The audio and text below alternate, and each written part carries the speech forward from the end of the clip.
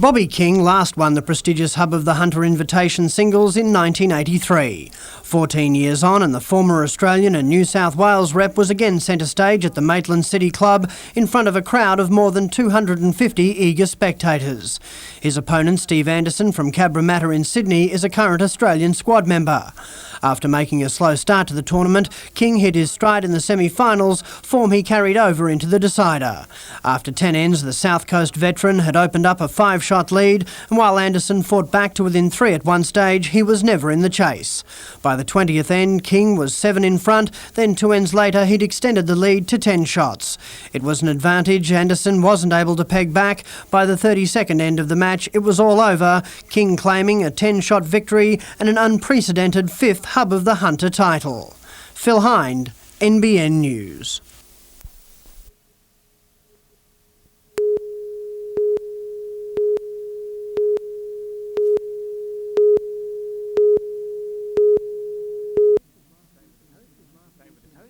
They were the toast of last weekend's round with an entertaining win against Sydney City. Finding form, the Knights are ready for their next clash against Parramatta, who'll be spoiling for a win after recent poor showings. That obviously will be a very difficult game. They're on the back of a number of losses, and they're too good a side to be in that position. The Knights can ill afford injury worries, and it appears both Matthew Johns, who damaged his leg with a kick last weekend, and Adam McDougall will be starters. The Knights' Aboriginal contingent is putting some spark back into the side, notably Leo Denver, running away with his chance at half, filling in for the injured Andrew Johns. His support play is the best I've ever seen from a player, for a long, long while. I mean, he's just on the end of everything. He seems to be, his perception and his awareness of what's going to happen always seems to be there. For the next few weeks at least, the arrangement is proving its worth, but could land coach Malcolm Reilly with a headache on Johns' return. If we're in the same situation 4 weeks down the track and Andrew's fully fit and raring to go and Leo's playing just as good as he is now, then we're in a headache, yeah. And more off-field speculation about Paul Harrigan's return to the game after a month-long medical layoff due to migraine headaches. About 3 weeks now I've had no headaches, and I've been training with the boys and in full training, so basically I'm just waiting for my time to be up so I can jump on the field.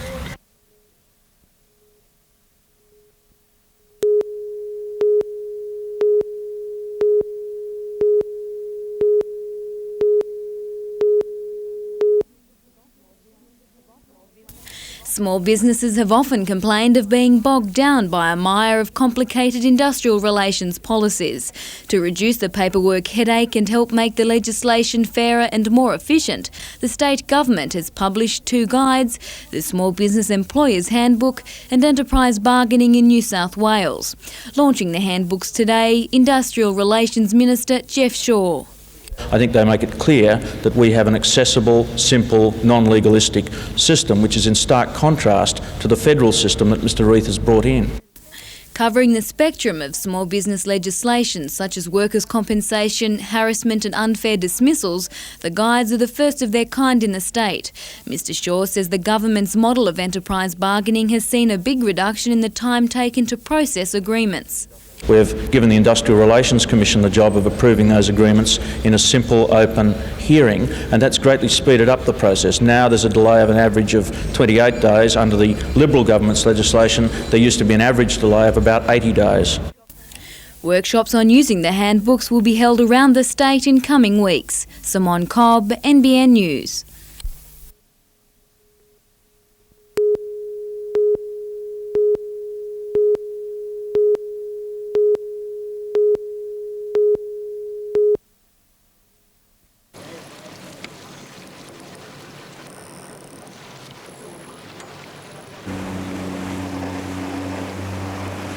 You'd have to check with race control for specific, but they come from all... No, he's not. He just got away with it. Yeah. That one was actually the first year home yesterday, that Cleggerville. He was the first Division 1 boat home.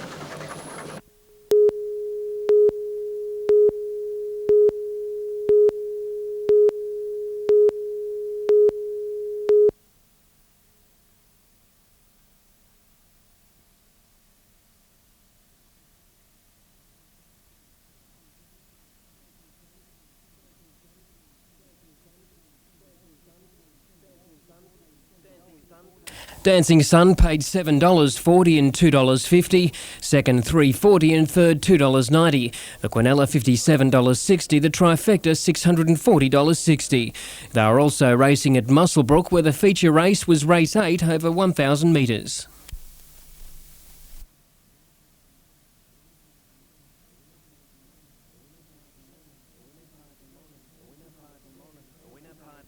The winner, Pardon Mon Affair, $2.30 and $2, second Satara, $1.80 and no third dividend. The Quinella $4, the Trifecta $39.20.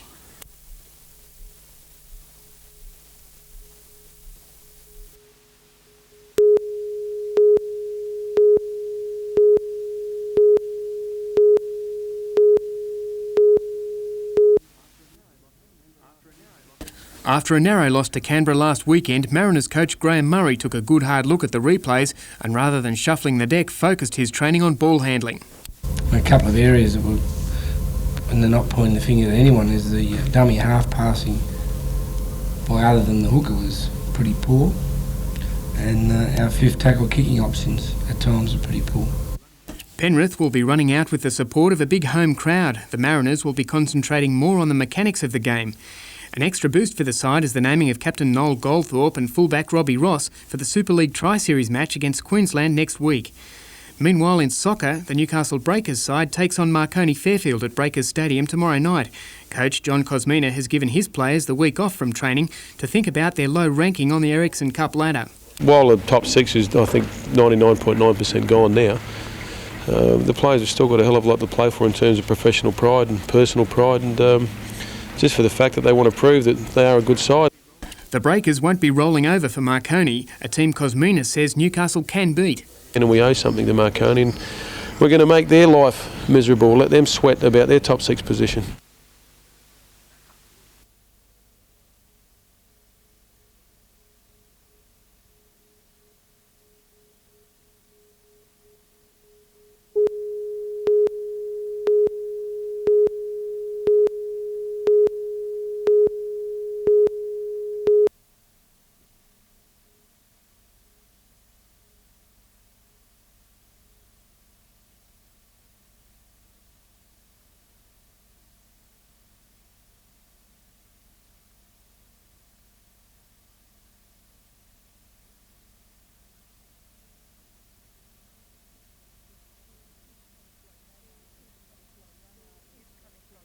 It is coming from young artists who are still in a developmental stage, so it is impressive.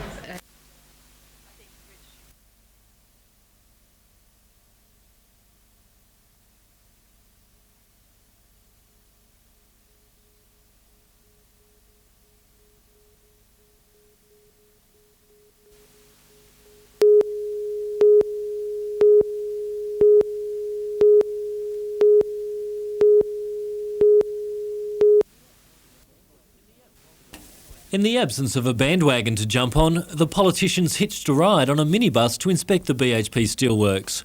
It's part of a parliamentary investigation into the steel industry as it struggles to overcome domestic and international hurdles.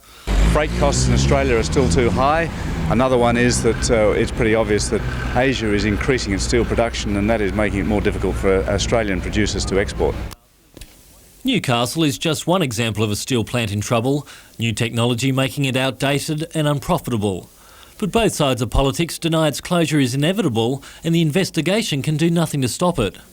Well, that's just nonsense. Look, the fact is that we're coming here with an open mind. If we had all the answers, we wouldn't bother coming. So that we're here because we want to see what we can find out here. Some people are saying it's inevitable this plant will close. Is that how you see it? No, I don't. I think there's some problems facing in terms of the primary steel making with the old blast furnaces. Sources close to BHP say the most likely scenario is the end of steelmaking in Newcastle by the year 2000.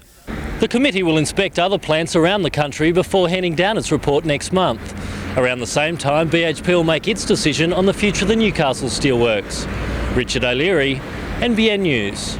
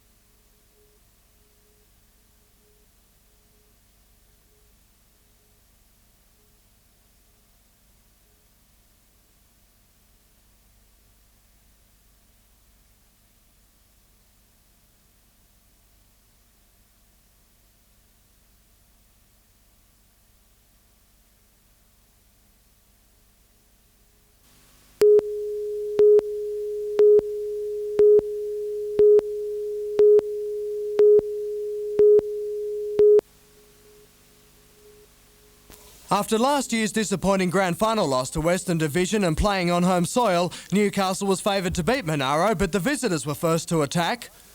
That try disallowed, but there was nothing wrong with Newcastle's raid 10 minutes later. A combination of good hands and brute strength set up Adam Hall for a 4-0 lead. Brett Christensen added the extras as Newcastle raced away to a 28-point victory. Northern Division was left waiting for Illawarra in its opening round match, and early in the second half, Jamie McCormack and Mick Schmieder were given another 10 minutes rest for back-chatting. Leading 10-6 and up against 11 men, Illawarra had no troubles in increasing the lead, a double to Mark Taylor both in tries and with the boot, helping the Red and Whites to a 16-point lead. Some individual brilliance from Cameron Eaton sealed the result, Illawarra home 30 points to 10. Western Division was given an early shock by Northern Rivers in its match, down 10-6 at half-time, before strong words from the bench signalled the start of a comeback. Western Division then hit top gear. Dean Sadler's length of the field sprint cut only centimetres short of the try line, but quick thinking from dummy half and Dale Watson dived to put Western Division on top.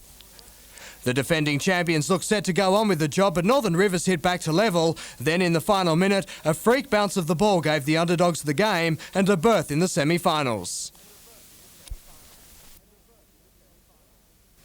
And as league officials of the highest level praised the standard of play, North Coast also made it through to the semis. They ran out comfortable winners over Southern Division.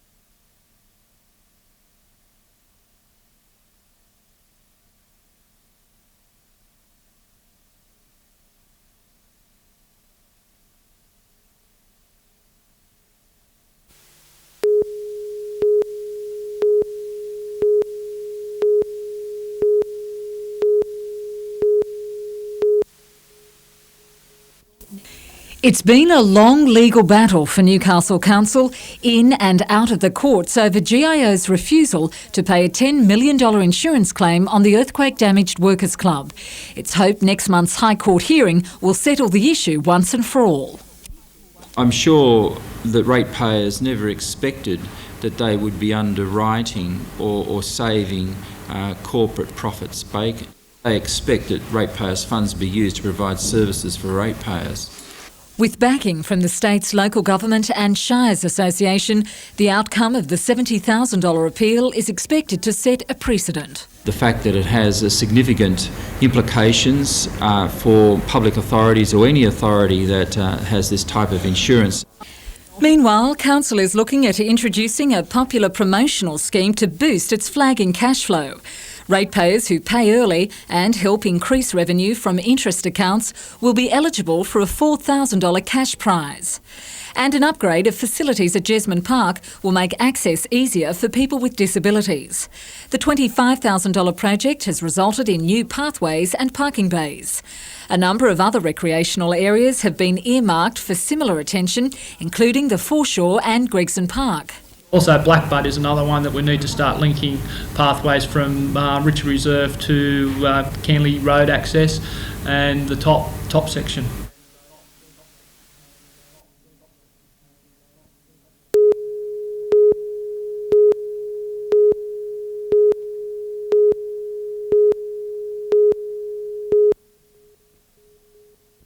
Both Gosford and Wyong councils claim the treatment and management of water on the Central Coast is among the best in the world.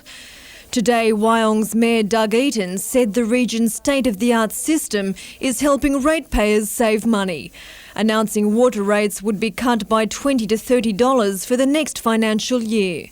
It's a continuing program. We've dropped them every year for the last 5 years now, and it's because of continuing operating efficiencies that we're able to reduce them. And water use in the region hasn't increased as much as expected. Penalties for overuse and a slower than predicted population growth have helped curb demand. The $1 million that was to be spent building extra water reservoirs and pipes has instead been reallocated to the ratepayer. We're probably the only public water authority in the state that has been able to drop rates over the last 5 years. Certainly in contrast, the government authorities, from what I understand, put up their rates every year. The future control of the Central Coast's water and sewage works remains uncertain. The state government yet to announce its plans for the operation. Sarah Griffiths, NBN News.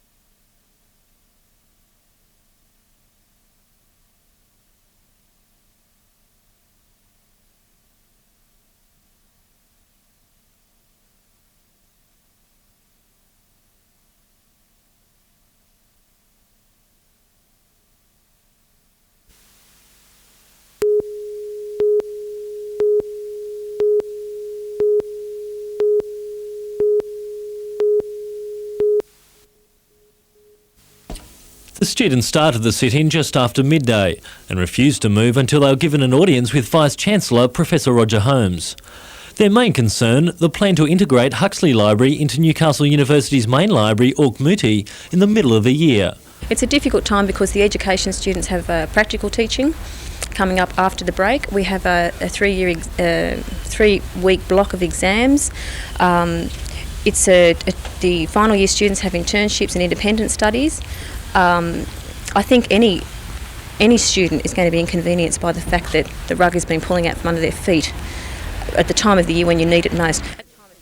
The Vice-Chancellor told the students the federal government's 15% cut to higher education has forced resources to be centralised. But students say the university is still going ahead with major capital works, including a multi-million-dollar car park and other costly projects. We have reductions that are occurring right across the university, whether it's to do with our physical infrastructure, whether it's to do with staffing our faculties or administrative divisions of the university. So we are reducing our expenditure right across the university. The students will meet with the Vice-Chancellor and the Head Librarian tomorrow to try and work towards a solution. Richard O'Leary, NBN News.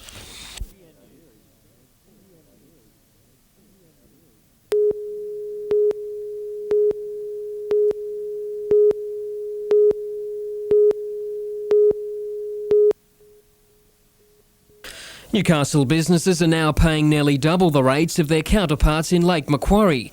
Garden City Shopping Centre pays around $470,000 a year to Newcastle Council, while Charlestown Square only pays $230,000 to Lake Macquarie Council.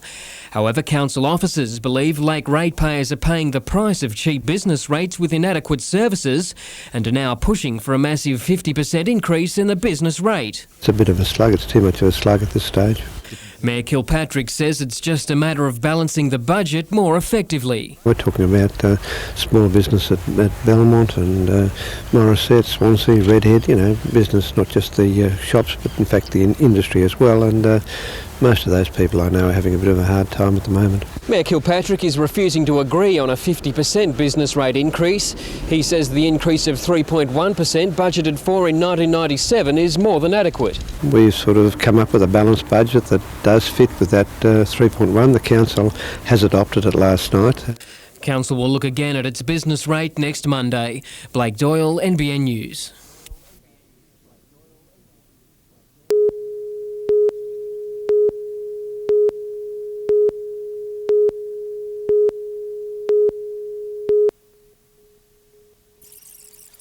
It's this kind of wide-eyed interest that organisers of the program are hoping to capture.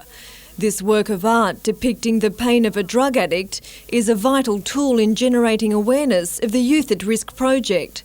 Young people say this approach is the key to encouraging interest in issues like drug and alcohol abuse. There's no point in having drug education if it's boring or condescending or authoritarian. It will just be ignored. Those involved in the program say it's all about helping young people before they're in trouble. If it means that by educating young people and involving them in their own independence and their own development, that by that means you prevent them from using and abusing drugs in the future, then surely that must be to all our good. Launched at the Newcastle Region Art Gallery, the Youth at Risk project also covers issues such as suicide, homelessness and unemployment. The resource kit has been compiled by the AMA Charitable Foundation. With the help of community fundraising, they should be available in libraries throughout Australia. Also planned is an interactive CD-ROM package for high schools. Sarah Griffiths, NBN News.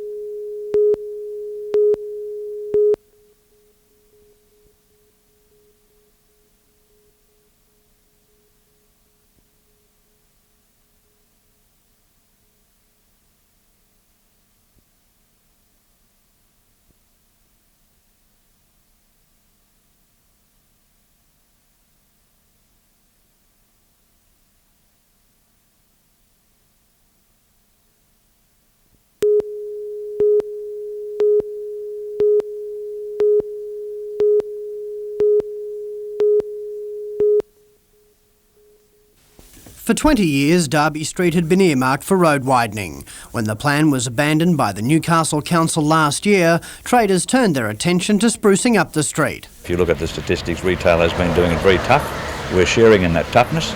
We're resilient. We can fight it, but we need a little bit more help. In fact, the traders have decided to help themselves. It's envisaged the improvements between Queen and Bull Streets would include paving footpaths, adding more lighting, park benches and even burying overhead power lines. Of the 64 traders who responded to a survey, the vast majority indicated they'd be prepared to pay for the improvements themselves. I feel that that's the way that we get things done, to to contribute some funds of ourselves, but to depend on them to volunteer by way of a special levy. To pay for the improvements, each business in the street with a property value of more than $100,000 has agreed to a rate increase of 30%. That means they'll pay almost an extra $700 a year on their rates. Over 12 years, the special rate will generate $540,000. However, before it can be levied, the state government will have to give its blessing to the plan. Phil Hind, NBN News.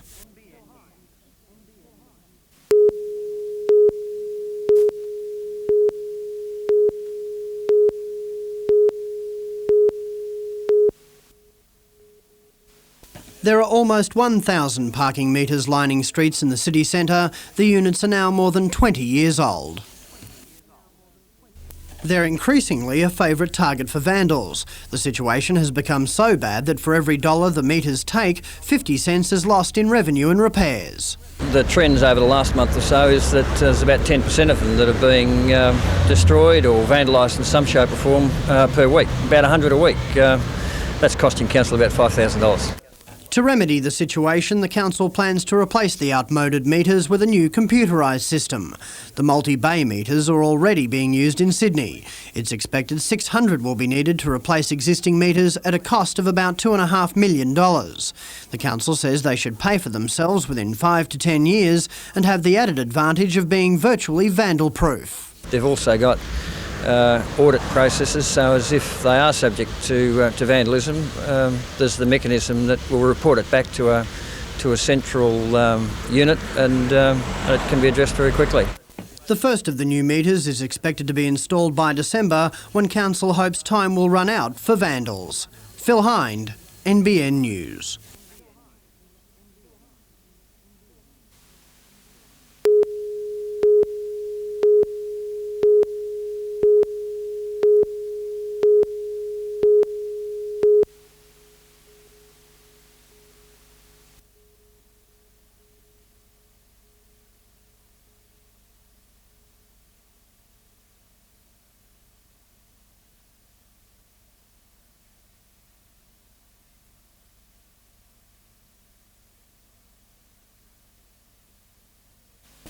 The winner chant had paid $13.10 and $3.10, number one Pragmatism $1.60 and Fleet Mirage $2.80. The Quinella was $23.30, the trifecta paying $401.40. Meanwhile, a packed field for the feature event, the $75,000 Hardy Sir James Pacesetter Stakes.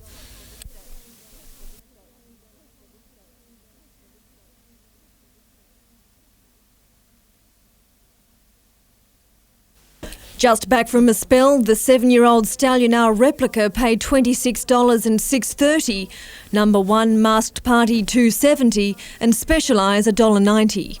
The Quinella paying $113.60, the trifecta a handy $2,032.80. The Gosford Gold Cup continues tomorrow. Gary Harley's favourite, last year's winner Dabaz, race 9, number 3.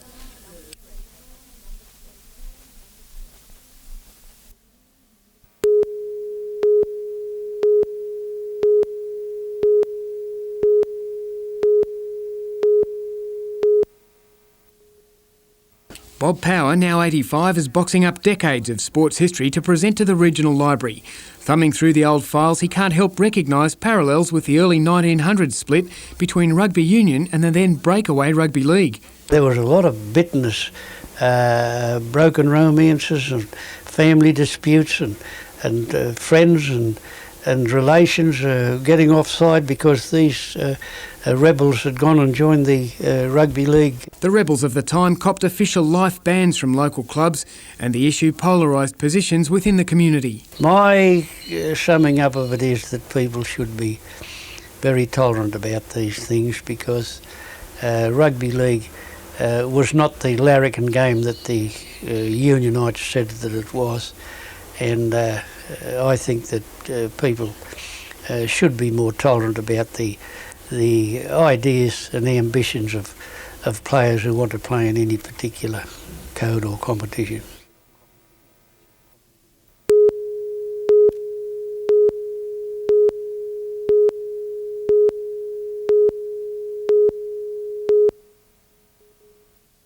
Sitting second on the Optus Cup ladder behind Manly, the Knights find themselves travelling well after 5 rounds of the competition. The side has been turning on both entertaining and solid football, sharpening their play for a game-by-game approach to the season. Not focused on anything more than Western Suburbs, and it's enough for this week. You know, they're going to be a very determined outfit. They've got a good back line, and Andrew Leeds at the back, full back there, he's very capable. Paul Langmack's going to be a threat to us all the time with the ball in his hands.